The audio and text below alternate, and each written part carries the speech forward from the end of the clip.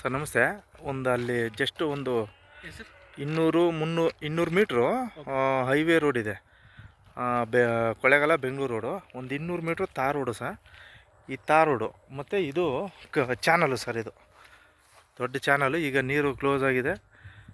ಕೊಳಲ್ಕೆ ಏನು ಒಂದು 2 kilometre sir ಅಷ್ಟೇ.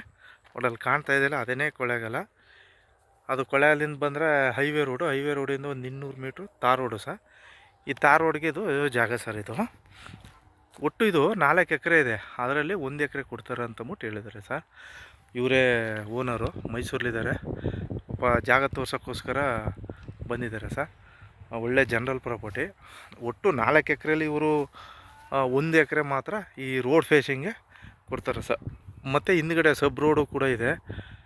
ಇದು ತಾರ್ ರೋಡು ಸರ್. ನೋಡಿ ಅಲ್ಲಿ ನಮ್ಮ ಕಾರ್ ನಿಲ್ಲಿಸ್ತೀವಲ್ಲ ಬೈಪಾಸು, ನೋಡಿ ಅಲ್ಲಿ ಹಿಂದ್ಗಡೆನೇ ಜಸ್ಟು ಹತ್ತಿರದಲ್ಲಿದೆ.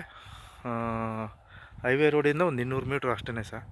ಈ ತಾರ್ ರೋಡ್ಗೆ ಇದು ಒಳ್ಳೆ ಭೂಮಿ, ಕಪ್ಪು ಭೂಮಿ. ಭತ್ತ ಬೆಳೆಯೋಕ್ಕೆ ಕೇಳ್ತಿರಲ್ಲ, ಹಾಗಾಗಿ ಸರ್ ಇದು ಒಳ್ಳೆಯದು ತಾರ್ ರೋಡು. ನೋಡಿ ಇದು ಸಿದ್ದನಪುರ ಅಂತ ಗ್ರಾಮ ಸರ್. ಈ ಜಸ್ಟ್ ಇಲ್ಲಿಂದ 1 ಕಿಲೋಮೀಟ್ರ್ ಹೋದರೆ ಈ ತಾರ್ ರೋಡಲ್ಲಿ ಬಲಗಡೆ ಟರ್ನ್ ತಗೊಂಡ್ರೆ ನೋಡಲ್ಲಿ ಮನೆಗಳು ಕಾಣ್ತಾ ಇದೆ. ಬೆಟರ್ ರೋಡ್ಗೂ ಹೋಗ್ಬೋದು ಸರ್. ಹಿಂಗೆ ಕನೆಕ್ಟಿವಿಟಿ ಚೆನ್ನಾಗೈತೆ. ತಾರ್ ರೋಡ್ಗೆ ಬೇಕು ಅಂತಿರಲ್ಲ, ನೋಡಿ 1 ಎಕರೆ ರೆಡಿ ಐತೆ ಸರ್ ಜಾಗ.